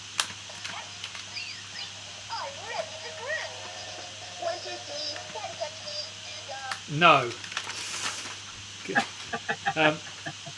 Okay. Anyway, yeah, we can't. We need to sort of. I don't think we're going to get. We haven't got into nearly most of the script, have we? And I do need to get dinner. Let's go on. Let's move on. What's next, Ken? What's next? Bluff my fantasy. Bluff my fantasy. Okay, let me just go. Bluff. Oh no, that's awkward. Bluff my fantasy. I forgot to turn the other one off, so that was a bit. Hang on, take a drink because that was a technical thing. Take a drink. Who, me take a drink or you take a drink because I did a technical balls up. You did it. Oh, I see. Yeah, you did a technical whoopsie. Go for it. Okay.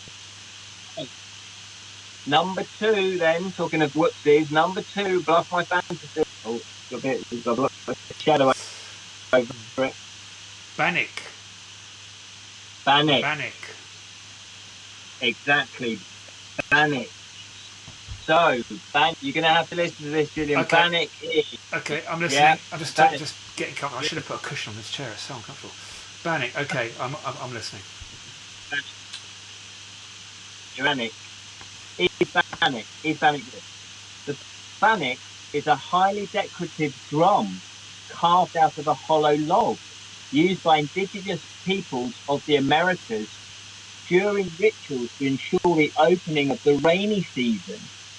In some parts, the drum represents the womb of the female rainbow spirit, and I don't know if we can bleep this out. Are we allowed to say this on YouTube? And the penis of the male rainbow. You can say whatever spirit. you want on YouTube. Say what you like. That's a technical term. These great reptiles who arch themselves across the sky early in the rainy season are essential to the fertility of all mortal life. Okay. Next, so the second explanation is this. Is Bannock this? The spirit of the bathhouse. In the early days, the Bannock lived only in Russia and the Baltic countries, where the idea of sauna baths was conceived and brought to perfection. The Bannock slipped amidst the dense stream of steam of the sauna, and the touch of the Bannock upon one's naked back is very significant. A caressing stroke is an omen of good fortune, but if the Bannock should scratch one's back, it is a signal of some unpleasant occurrence. Okay. Or is the Bannock this? Is Bannock the third explanation? Is the Bannock this? The Bannock is an Australian water monster that has a flat face like a bulldog and a tail like a fish. The cry of the Bannock is a loud booming roar which reverberates over mangrove swamp, river flats, and the scrub or desert surrounding waterholes. Most who see the Bannock never escape to tell the tale, and those who do escape are so incoherent with terror that they can only give a garbled account of their experiences. Okay. So. The B, is it a drum? Is it a spirit? What do we think, folks? Yeah, drum, yeah. Spirit. Read the comments. What's the A spirit or it's a water monster? feeling number 2? I think number two. Maria say I'm number gonna 2. try. Fancy Apprentice say number 2. Yeah, I'm not sure about number 2. I don't know. Number 2. What you got there? What are you drinking now? I'm Is that drinking. the same thing? Something different? It's different, but it has still got a monk theme. But I don't know how to pronounce it. It's Franziskaner Weisenberger. Okay. I think the consensus is number 2 generally. So we're going to go for. I'm going to go with number 2 as well. Wow, this is from Munich since 1363. Ken is more interested in his beer. So, than what are in you the going to go answer for? to this question. We're going for number 2. Me and the gang are going for number 2. Where are you going for in the fellow imp? You're going to go for number 2? You sure? Is that your final answer? I'm going with number 2. That seems to be the general consensus. There's a few people saying other things. Number 2. Go for it. You're going to go number 2. Okay. So is it true or is it false? Is it true or is it false? It is. Yay! Well done, team. Well done, team. Yeah, well done, mate. And you got good counsel on that one. Good stuff. Excellent. Okay, should we do another top 5? People seem to like Let's those. do another top 5 because we're gonna. What's the time? I can't see what the time is. Yeah. Okay. Okay. Hang on a second. Let's go with. So do we need this? What top 5 are we gonna have? What is the next top 5? Do we have TV shows? TV shows. Okay, that'll be interesting.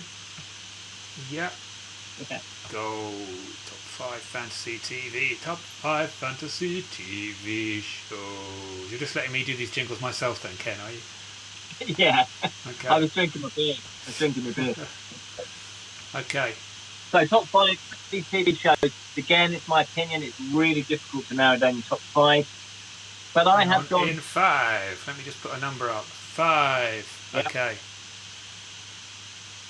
Hit us with the top 5 fantasy. Fifth favourite fantasy. Number 5 is The Witcher. Oh, heard of it. Don't know it. Yeah. Well, you can tune into that one, Julian, because I believe you do have Netflix. Yeah, I've seen it up there. Yeah, it's getting a lot of promo, I think. Yeah. It's not without its faults. I'll just put that out there straight away. But it's a lot of fun. It doesn't take itself too seriously, but seriously enough. There's lots of fantasy creatures in there, lots of mythology, lots of folklore. The premise is the Witcher is a bit of a loner. He's a monster hunter, and so he's like your troubleshooter. You're a village. You got a djinn, not jinn, but you got a djinn. You got a demon. You've got a werewolf. It's all in the Witcher, but they're not very liked very well. They're sort of, they're sort of an unlikable necessary. If you're a Witcher, people tend to. He's a broody character. Lots of magic images. So they really do explore the fantasy realm. So I like it for that, and its tongue-in-cheek aspect to it as well. So yeah, if you've not seen The Witcher, I watch cool. Netflix. Coming up as number 4. Ooh, oh yeah, is that the original cartoons? The original cartoon, remember that? Oh, your audio's just gone all horrible. Oh, did it? That's better. Yeah. Dungeons and Dragons.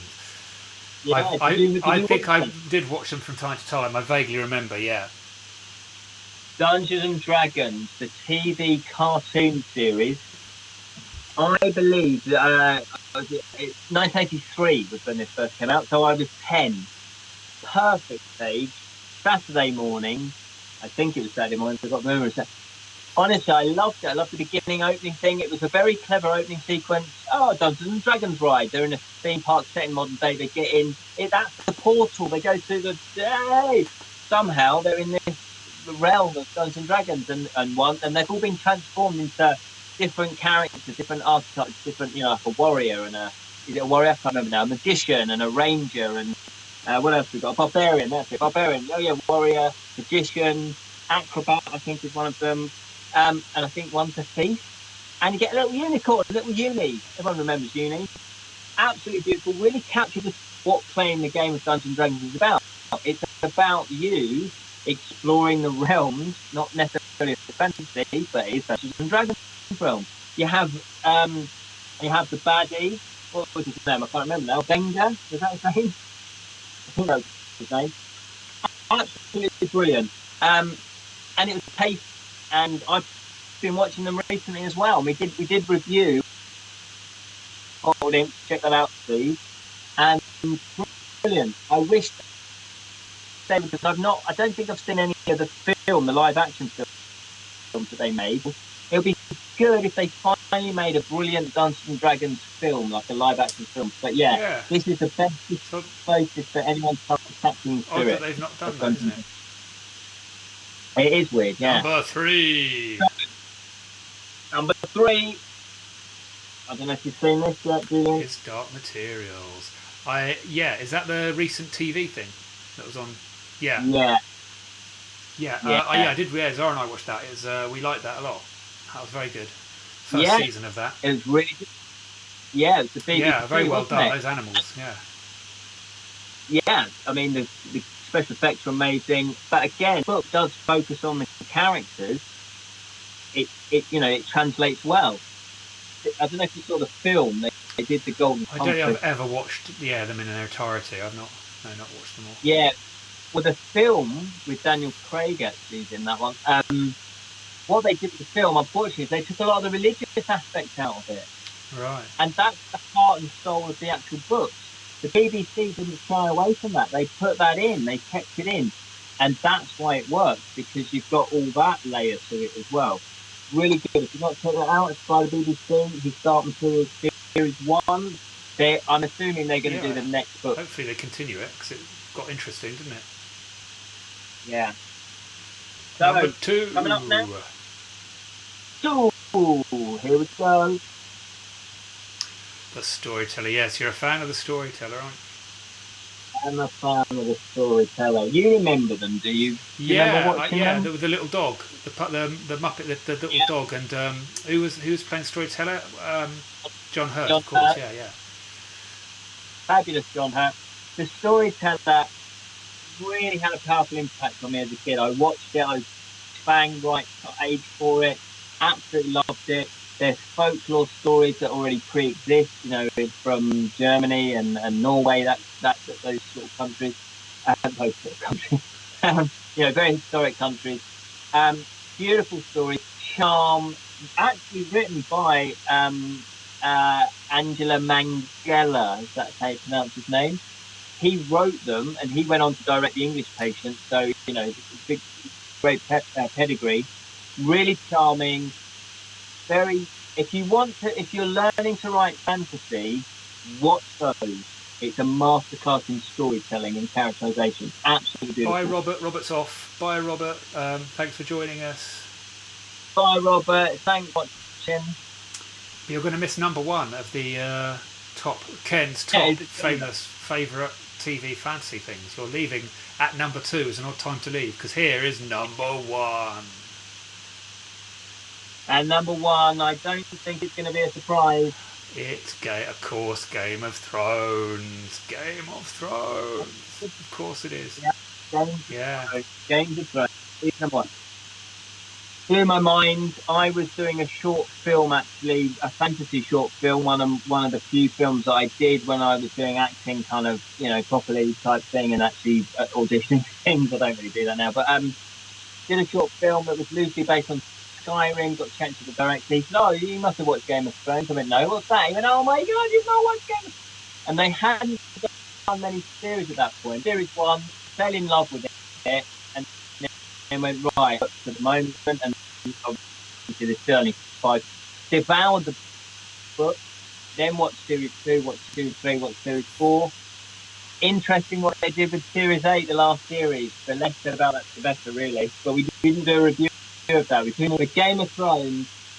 Absolutely amazing. About world building, it's about characterization. Again, you want to write fantasy, watch Game of Thrones, read Game of Thrones.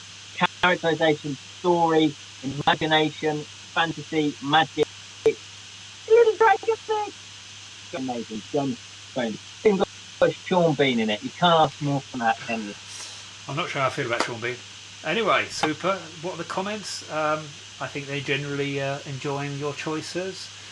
Gregory is saying, come on, Ken's number one, Game of Thrones. I don't know whether that's a... I'm going to interpret that as, come on, Ken's number one, Game of Thrones. Or maybe it's, come on, Ken's number one, Game of Thrones. Who knows, because there's no emoticons with it to give us a clue. It's a tricky one. I'm hoping... Oh, look, I actually wanted to make my own little dragon. Game of Thrones. Hulker says Game of Thrones is the perfect companion to Lockdown. Yes. Oh, I've never watched it. I've never read or yeah. watched any of Game of Thrones. We were waiting until they get all the series is filmed and done, so we don't have to get to that point that you were at, where it's like, run out, and now I have to wait. Okay, well the TV series is finished now, so you can borrow my DVD. Yeah. The books though, he's still writing books. I think it's the Wind. Was it the Winds of Winter, which is books 5, 6, and 7. He still needs to do, I think, or is it 6 and 7? Because it was planned out as a 7 in the series.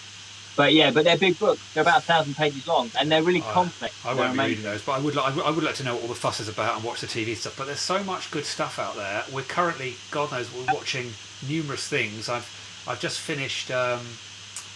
What have I just finished? I've just finished Westworld season 2. So I've last caught up with Westworld season 2, which I love. Bit confusing, but I love it.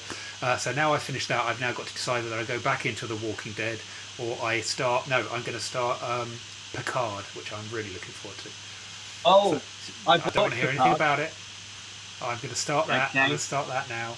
Now that's finished, because I wasn't into this putting one out a week. I've waited till it finished, and also I was watching Westworld. So now I'm going to do Picard, and then I might dip into Walking Dead. Such a commitment, and it's so depressing. It's just like you've just got Anyway, if you can get hold of, I just started watching Avenue. We're watching that as well. Yeah, we're about 3 or 4 in. It's very good, very good. Yeah, it's good. Love it. We watched it as a family. It's very good. It's a little half hour, very funny. Yeah, it was Emano had the Iannucci. His stuff's excellent. Yeah. I'm looking forward to Westworld 3. Has that come out yet? I thought they were filming it now. It looks like, I don't know where they're going to go with it, but presumably, well, I won't give any spoilers. But yeah, I'm looking forward to season 3. And I'm a massive fan of. I rewatched very recently Westworld. I've probably got it up there. Westworld. Hang on. I'm going to. Go get it. The original DVD, the original film. I recently watched these. Did they do more? Yeah, so there's this. Hang on. So this one is obviously the original Westworld film, which is still a classic. I mean, my God, films of the 70s were a different kettle of fish than they are today. They're quite bizarre. Or 68, I think it was, I don't know. But then they made Future World, which bizarrely had a little cameo appearance from Yul Brynner again. He popped back in, but only in a sort of cameo appearance, even though he's all over it like he's a main star. But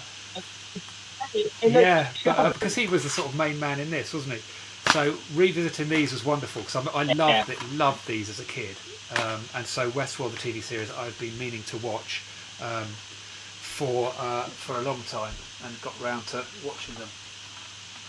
Films that especially if you're a kid, it introduces new ideas. It's like, oh, hang on, androids are amazing. Exciting. Loved a robot or an android. Yeah, loved it. Yeah. That's the season 3 is on Sky at the moment. Okay, well I hope it comes. Okay, so the trouble is I'm having to wait for it, because I've been waiting. It's on Netflix or Amazon Prime, but you have to pay for it, and it's been really annoying. So I've been waiting for it to become free, and it never was. Or no, it must have been Amazon Prime if you have to pay for it, because Netflix, obviously everything's free. And then suddenly I found it on the Sci-Fi Channel. They were doing 2 a night of season 1 and season 2, so they fleeced through them, and I just recorded them all. So hopefully the Sci-Fi Channel, I don't know when they'll ever get season 3. It might be years to come, but hopefully they get it, bring it on. But yeah, I don't know whether I need a third. I'm curious to see a third season, but it was getting a little bit convoluted and crazy. They kind of, I don't know. Sometimes you just need to do 1 or 2 seasons and then say that's it. Wrap it up. Yeah. tight. As soon as it gets baggy, it was just so complicated. It's just complicated, getting a bit carried away. And I'm sure there's some bizarre. The last episode of season 2 was there was a few questions that needed hang on, what's going on there? Anyway, they get shot, they come back. Anyway. So hey, we need to crack on because we probably do need to. I feel we probably need to wrap this up at 9ish. How are you feeling about that, Ken? Okay, yeah, let's crack on then. What's next? So let's do another. Consider the fancy consequences. Okay, consider. Hang on, because I know you love this. Fantasy consequences. They're pre-recorded. I can't do anything about them. They are. That's lovely, Ken. Thank you. I am a professional musician, obviously. Okay, so Julian and obviously the fellow imp breathe fire like a dragon. Healing spell from your hand. So, breathe fire like a dragon or cast a low-level healing spell. Okay, well, for me, that's a really easy one because, to be honest, I don't really know where breathing fire like a dragon would come in useful at all.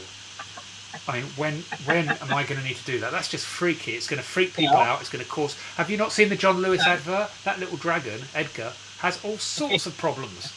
All sorts of problems. Yeah. He's burning people down left, right and centre. A low-level healing spell... I don't know, low-level? Sounds a bit rubbish, but that's probably better than breathing fire. That would be, I guess, the common cold. You got a cold. Okay, ooh, healing. Yeah, well, I've had a common cold for about a year now, so I could do healing now. Or your back. Yeah. You got back. Yeah. There you go. Well, so that's it. You'd sort of be considered a bit like Jesus. So you could get a very good career being one of these sort of religious evangelical healers, but low level. Hands-on heat. Yeah. Okay. So easy. Do another easy. Yeah. Everyone's going healing. Yeah. Yeah. Healing.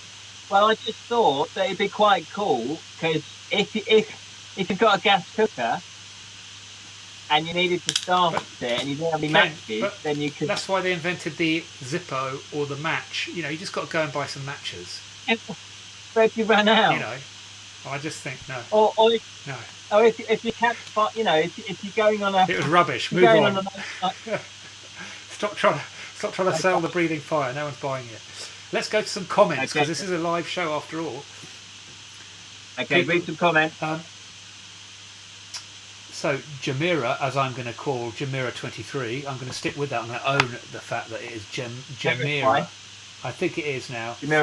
Has gone. Ken, have you ever watched Avatar: The Last Airbender? Avatar. I've watched Avatar. That's a different film, though, isn't it? Yeah. The Last Airbender. My favourite animated fantasy series. It's really good. It's a series. Yeah. Yes. My son introduced me to Avatar: The Airbender, The Last Airbender animated TV series. Absolutely loved it, but I don't know what happened. I didn't finish watching it, and thank you for reminding me because I will seek it out and I will finish watching it. In fact, I might start from the beginning again because as far as I can tell, it started to get a bit complex and it's a big story, and I really did love it. So yeah, thanks for reminding me about that. Yeah, brilliant. What's next, dude? 10 minutes. So no. Well, let's quickly do another. Let's do another. Consider the consequences. Okay, we're liking these. We're liking the consequences. I'm sorry, I'm going to stick with the title cards because I spent 8 years programming these. Okay. Okay. Consider the fantasy consequences.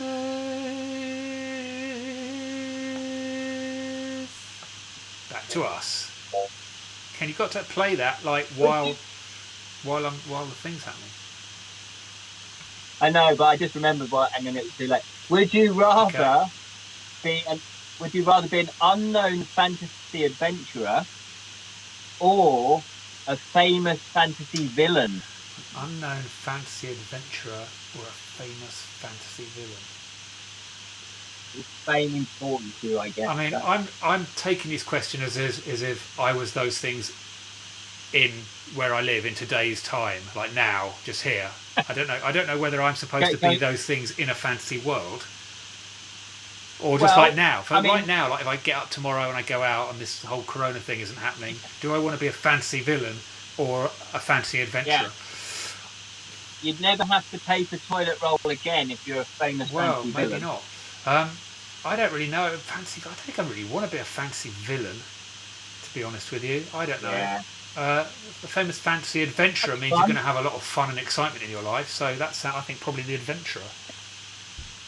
Yeah, I think I'd go with the unknown fantasy adventurer. I guess if you're of that ilk anyway, though, you probably would want to be, your story to be known. Yeah. But it would pale into insignificance if you were going on adventures and you were, getting treasures and you were finding lovely artifacts and all of that and fighting, I don't know, skeletons and that sort of thing. So yeah, I'd go for the unknown fantasy adventure. I think our fellow imps are it's just saying rather a lot about them, I think. So villainy is always more fun. Villain, who really likes the hero? It's fun to be bad. Fantasy villain. Everyone wants to be. Apart from Gregory, who's the unknown adventurer. Yeah, villain. See, I guess I'm taking these two literally and going, well, if it was in like 2020 England now, do I want to be a villain or rather than perhaps being in the context of a movie or a book or something. So yeah, I guess you can have fun both ways. It sort of depends on where your morals lie, or it could be that is it fun just to play villain for a while? But I guess once you start doing villainous things, you're going to get labelled a villain, aren't you? We've all watched Megamind, haven't we? Watched Megamind recently. Say no more. I didn't watch Megamind. Pardon? What's Megamind? You have to look it up. It's a movie about a villain. Oh, okay. And then should we do one last consider the consequence? Because I took time to, right. Yeah, we can do. Let's do that. Okay. Consider. Okay. Would you rather? This is the last one. Consider the fantasy consequences and the consequence of Ken not waiting for the title card. Go for it. Would you rather? Oh no. Yeah. Would you rather read minds or accurately? I can't say that word. Accurately. That's the word. Read minds or what? Accurately predict the future. Would you rather read minds or predict the future? Oh, well, I mean, predicting the future obviously has all sorts of benefits, but probably quite a lot of problems as well if you start really getting into it. But you'd certainly be able to sort out wealth and all that stuff. Read minds. I don't think anything good can come from reading minds, really. When would that, other than, setting up a stage show and doing like a Dan Brown thing, I don't know.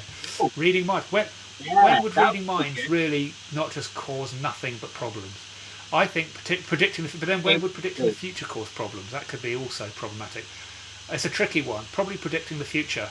Well, I guess if you're predicting if you can actually predict the future, you know what's going to happen. If there's something bad that's going to happen, you can take action to yourself from that and loved one. I guess so. Yeah. And reading minds, really, all you can do is just, why does one need to read minds? I know you'd be chatting with your mates, and then you sort of go, oh, they don't actually like me. Oh. Okay, neither, none of them. Yeah, no, everyone's going to none of them. They're not good. My morals are way down in the dirt. Neither. Lottery. Hulk says exactly lottery. That's the benefit of future, isn't it? Yeah. Reading minds. Reading minds. Most people have really boring thoughts, not interesting at all. Yeah. Mind reading. Right. Shimmering Breeze is saying, yikes, wouldn't want to read others' minds. Go for prediction. Yeah. Tough one. Predict the future. Reading minds sounds messy. Yeah, I'm with Ezra. Reading minds sounds just way too messy. You're asking for trouble. Oh, reading minds. Can I predicting. Hang on. Oh, the comments are going thick and fast. I can't keep up. Predicting the future, you become rich and powerful. Predicting the future, yeah, you could become rich and powerful. Predicting the future. If you can't predict the future, you know what people will do. Basically, same as knowing their thoughts. Kinda. That's what I was thinking. That's what. No, I'm not even going to pronounce your name. Cyanescence. Why can't people just be called Frank or John or Sarah? Maisie. Can I just say though? Yeah. You know that I tune in the spirit world. He doesn't believe. Is that a new Netflix type channel? Is that like Amazon Prime? Spirit World. I get told things that are going to happen in people's lives in the future. So in that respect, I do predict their future, and but it's good because then they know if they're on the right path or not, if they need to change things. So it can be beneficial. I'm going to give you one of these. I hope there's audio with this. I can't hear it. Is there audio with that, folks? Anyway. Oh, it's 2 minutes to 9. What? 2 more items. Okay, so they're really long. They take ages. Okay, let's do more items then. And I'll read them quick. Go on, then. You're not even going to get a title card for this. You're just going to go straight into it. My fantasy, yeah. Woo. So the love is this. Okay. One.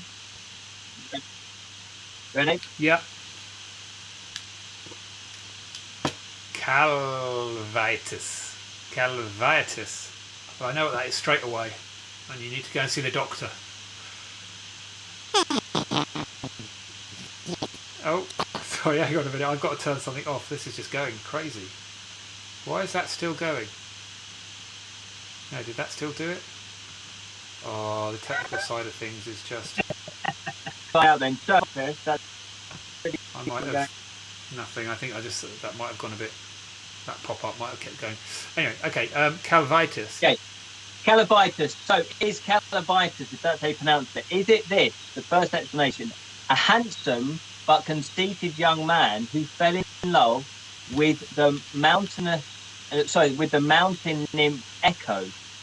He thought that she spurned his love because she could not reply to his wooing, but only repeated his words back to him. The gods punished him for his lack of understanding by ordaining that he should fall in love with his own image. So that's explanation number one. Is Calvitis, how do you pronounce it? Calvitis? Who knows? Is it this one? Is it number two? The mighty blacksmith, skilled in the workings of all kinds of metal, who lives in the heavens above the Baltic country. He makes numerous artifacts for the gods. His principal responsibility is the daily forging of the sun. As the day passes, the sun retains its heat until it is cooled down by the chilly breezes of the evening. It then vanishes beyond the western horizon, so that Calvitis has to forge a new sun every day. Or is Calvitis number three, true or false? Number three, a rare example of a child born to a fairy father and a mortal mother, and brought up in the world of humans. The fairy king Oberon fell in love with a country maiden in the time of Richard the Lionheart. Calvitis was born of their union. Instead of whisking the child away to be brought up in the fairy community, Oberon left Calvitis to his mother, but gave him the power to change his shape whenever is needed to assist or punish mortals. Ooh, so, okay. I don't think it's the third one. I can't remember the first two. I'm going with Holker, who says it's disease of the gums. Quickly, just what were the first two? First one was a guy who fancies himself. First one is, it's the name of the guy that fancies himself, falls in love with his own image. Or is it the second one, the blacksmith? Is that the name of the blacksmith who forges the sun? Yeah, I'm going to go with number two. I've gone with number two consistently throughout all of these. I think number two. You're just playing the odds, aren't you? You're playing the odds. This is it then. Is it number two? Is it true or is it false? Yay! 2 out of 2. 2 out of 2, guys. Stick with number two. 2 out of 3. You get a cheers. Well done. Thank you. Thank you very much. Let's do the last quickly do, because I've taken time out to do it. As long as it's not reading a bit from your book. No, we can we'll have to do that another time. We'll do that another show when we get all the technical stuff working. What is it then? I'm going to give you a title card. What is it? What are you choosing? top 5 fantasy Top, fiction. okay, we have to whiz through these. Top 5 fantasy fiction. Go. Top 5 fantasy fiction. Okay. Top 5 Hold fantasy on. fiction. In Oh, hang at on. Numbers, both. Oh, shit. No, I've just pushed number 1. Don't want number 1. Both. Turn. No, I've just. Hang on, it's all gone wrong. Right at the end. Okay, turn that off. Number 5. Ready. 5 is. Can you read that? The Maybe Storyteller. Again, Yeah. The Storyteller, but the books this time. The book this time, they did do novelizations of the series, but not only that, they then started to collect other folk tales and folk stories and put them in collections as well. Jim Henson's The Storyteller. This was written by Anthony Minghella, who then, as I say, went on to do be a big Hollywood director. First published in 1988. So it's very faithful to the series. So if you like the TV show, I thoroughly recommend. Let's crack on then. The next number is... hang on. Number Julian, 4. Lovely, get on with it. Number 4. We don't have time for your musical stylings. Winner number 4 is... What is that? Let me make you big. What's that? Ah, the Fellowship of the Rings. Yeah. Yeah, Lord... Well, I'm going for the whole... I'm going to lump them all in together. Lord of the Rings.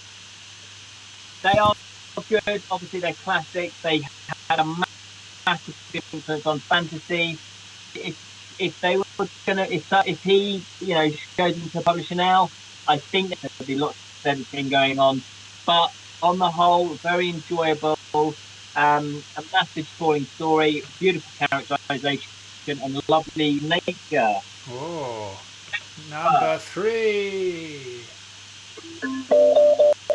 Number 3 is a bit of a crossover again. Oh, A Monster Calls. Okay, yeah. Bit of crossover. We like a bit of crossover. Bit of crossover. Patrick Ness. Slightly sad. The original author was Siobhan Dowd. While she was coming up with the ideas for this, compiling the book, getting the book ready to write, unfortunately she died of cancer. Yeah, Patrick Ness took over. He did a fantastic job. I believe, obviously I haven't seen her original notes and that, but I feel like he's captured the essence of the book, of what she was trying to do. An amazing story. As I was going to say, this is one of the rare occasions where the film is as good as the book. The book is good as the film. It's a beautiful companion piece. I would get both of them. I would read the book, then I would watch the film, and then I would watch the film and I'd read the book. They're that good. Absolutely love it. It's heartbreaking. It's uplifting. It's a beautiful fantasy story. Exciting. In at 2. In at 2 is... Oh, that's a chunky one. Ah, yes. You know about these. Yeah, I recognise the titles.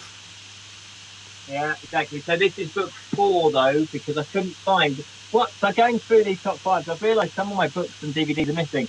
Anyway, this is actually Peter V. Brett, The Demon Cycle. There's 5 books in the series. The Painted Man, or The Warded Man, as it's known in America, first published in 2013. Absolutely beautiful story. 5 books. The last book might have been, maybe it could have been a trilogy, maybe it could be 4 books. I think maybe it eked out a bit too long, but on the whole, a brilliant fantasy series. In some respects, very unique, very classic. It has a very classic feel to it.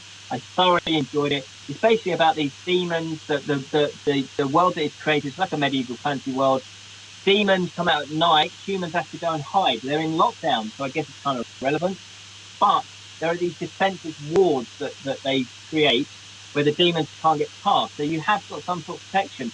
There is a hero, an unlikely hero, that discovers wards that can attack the demons and actually damage them. Because before that, they could only defend themselves. So therefore, the fight back begins. Demon Fight Brett, check it out. Which leads, number 1. as you probably predicted. Oh, yes. Yeah. Now, this says The World of Ice and Fire. This is a companion book to A Song of Ice and Fire. Unfortunately, my books got damaged, so I had to throw them away. But I do want to buy them all again because I just kind of want them in my collection. Song of Ice and Fire, otherwise known as Game of Thrones, absolutely mind-blowing. The complexity of the story, the complexity of the characters are amazing. The stories are amazing. The kind of fantasy aspects are amazing. Beautiful story. If you want a masterclass of characterization, definitely check out Song of Ice and Fire. A beautiful series. There you go. Wow, well done, Mr. Boyter. Thanks very much. How did that show go then? We're going to wrap it up now, I think. Leave some comments. How did you? Although you can't leave comments once the stream ends, but you can comment after the fact. You can rewatch the whole 2-hour epic after the fact and leave comments. I think if you leave comments after the fact, it goes in a different place. It goes under the, when you're the rewatch. Done. Whereas these comments will come up while you're watching live when you're watching back. So, thanks for joining us, everyone. We missed a lot of stuff out. Yeah. About a lot of stuff. I knew it was going to be way too much because we do witter on a bit, don't we? But that's the fun of it. That's fine. It's better to have too much, I would say. Yeah, and it's special Bottled Imp Lockdown edition. Not quite how we expected this show to go. I mean, initially it was going to be in the studio.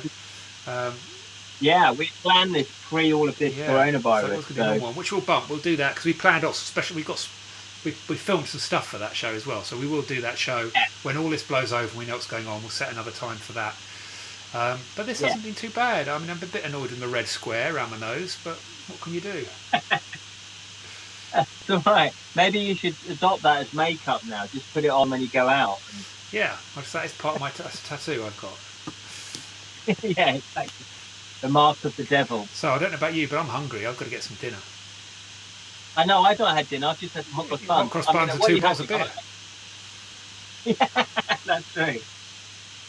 What have you got? What have you got for dinner then? I have some sort of salad and halloumi thing that sounds lovely and looks lovely, and I was going to try and eat at some point, but it never happened.